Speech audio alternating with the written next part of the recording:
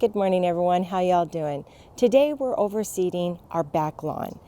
It is a mixture of, I have no idea how many grasses. In the front we have fescue, and so we don't need to overseed that in the winter, or the fall I should say. Every fall we put perennial ryegrass on our backyard. We pick it up normally at Green Hills Nursery if you live in the Fresno Clovis area, and it's rather simple. We filmed last night my husband mowing the lawn because it's super early in the morning and I didn't want any lawn equipment running so early as people are sleeping in. It is the weekend. And so that's why you see it already cut really low. We cut it, I think he changed the setting on the mower 3 times, and we will overseed this heavy. I don't think there's a hard and fast rule. I think everybody overseeds rather heavy. Then after that, we'll put a topper on it. Within 7 days, you should start seeing blades of grass, and within about 3 weeks, you can mow it. Typically, you should overseed early fall. For most people, that's going to be September, where your days are in the 70s and your evenings are in the 50s. We should have probably done this last week, but we were out of town. This morning I woke up, it was 47. So we're right there on the edge. I think we're going to be okay. We're definitely having days in the 70s, but we're having some 40s and 50s at nighttime. Before we do that, though, I wanted to give you a little update of what's been going on in our backyard as far as the growth of certain plants. So let's come over here to where the Merit's Supreme hydrangeas are at. Just this past spring, I planted, I think 4 Merit's Supreme hydrangeas. Funny thing is, you can't even see them because the Lemon Lime Coleus is loving its life back here. You can see the Impatiens kind of peeking through. However, if you come in here, let me see where you can see the hydrangea. So there's 3 of them that I have back here, and then of course the larger ones.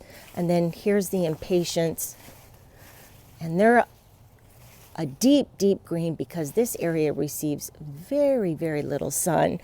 But the Lemon Lime Coleus has performed so much better than my ruby slipper this year. Over here, I planted some more hydrangeas this past year. You'll see I have chicken wire right here.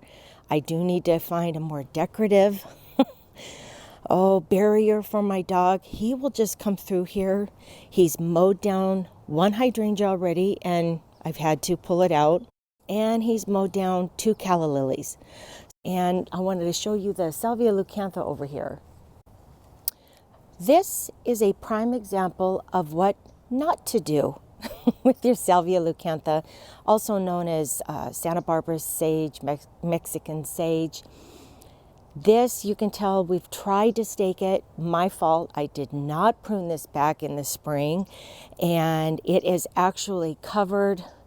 Oh, my iris, the artemisia, I have lantana under here, some dianthus. So we've tried to stake it up a little bit. As soon as these are done blooming, probably around January, I will trim this back, and you can bring it all the way practically down to the ground. I'd say between 6 and 10 inches. Coming around here, I didn't take the tomato cage off this. Just another example of, I have barely a little bit of geranium left, because and you can even tell with the bandana yellow lantana that you can see new growth coming down at the bottom. He just plows right through here. And he kind of destroys some of my plants, but we love him anyway. You can tell that the bandana yellow lantana has really thrived this season and done very well. The artemisia back here has done much better than the stuff I killed out front. So I'm glad to see that this is doing well. The temperatures finally cool off. This is what your Impatiens should look like. Full and bushy and colorful. I have calla lilies coming up in the back. I have even under here is somewhere, oh here, see, here's a hydrangea back here, and then here's one, and then I have a few tucked in over there. And of course, when we get our first frost, I will lose all these. They do not like the cold weather, but so far they're doing very well, and I'll keep them as long as they look good. Over here, this is a different story. I think all this area has a lot of chlorosis. You can tell my impatiens are growing and they're full, but the leaves are very, very green, almost yellow. Same with my early blue hydrangeas. You can tell there in the middle I lost one over the summer, and I guess that's bound to happen when we have summers that had gotten up to 110, 115 this year. I don't think I will do impatiens again this year in front of the hydrangeas. I'm not sure what we'll be doing, but as soon as I clear all the impatiens out, actually before that, I'm going to come in. I have another early blue that I'm going to put in the ground there in the middle where I lost one, and then I'm going to come through and put some iron tone around the hydrangeas. And also right now is when I will start putting soil acidifier on these hydrangeas once a month, starting October, and I will probably do that all the way through March. And I think that's it for a little update on the back. Now let's get this grass seeded.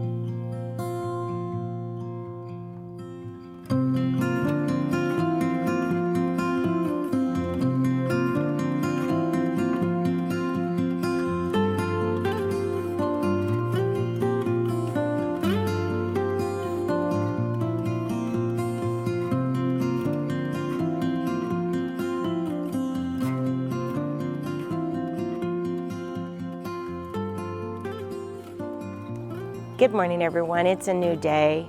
Seem to always be fighting the sun, but here we are, Sunday morning. And I wanted to let you know our backyard is approximately 1,000 square feet.